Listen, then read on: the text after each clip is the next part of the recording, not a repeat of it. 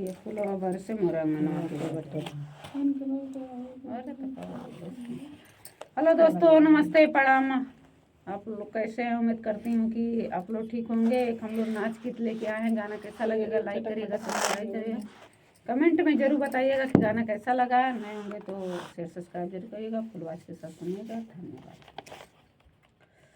फुलवा बरसे मोरे आंगनवा के बटोरिया नदी, फुलवा बरसे मोरे आंगनवा के बटोरी है ना नदी, के बटोरी है ना नदी, के बटोरी है ना नदी, फुलवा बरसे मोरे आंगनवा के बटोरी है ना नदी, फुलवा बरसे मोरे आंगनवा के बटोरी है ना नदी। 4 महीना गरमी के दिनवा, 4 महीना बाट गरमी के दिनवा, के डोलई है ना नदी, के डोलई है ना नदी, हमरे सैया बिन बेनियावा के डोलई है ना नदी, हमरे सैया बिन बेनियावा के डोलई है ना नदी, फुलवा बरसे मोरे आंगनवा के बटोरी है ना नदी, फुलवा बरसे मोरे आंगनवा के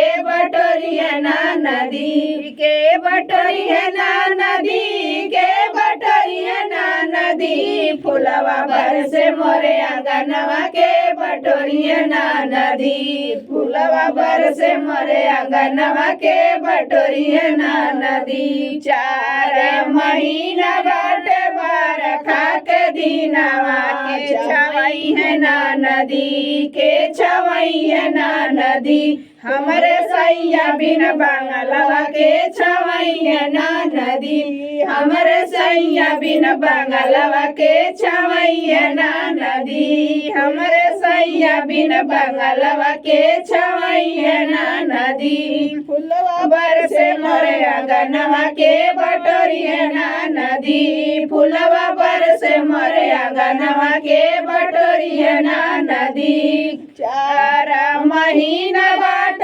जाड़ा के दिनवा, 4 महीना बाट जाड़ा के दिनवा, के ओढ़ई है ना नदी, के ओढ़ई है ना नदी, हमरे सैया बिन रजैया के ओढ़ई है ना नदी, हमरे सैया बिन रजैया के ओढ़ई है ना नदी, हमरे सैया बिन रजैया के ओढ़ई है ना नदी, फुलवा बरसे मोरे आंगनवा के बटोरी है ना नदी, फुलवा बरसे मोरे आंगनवा के बटोरी है ना नदी।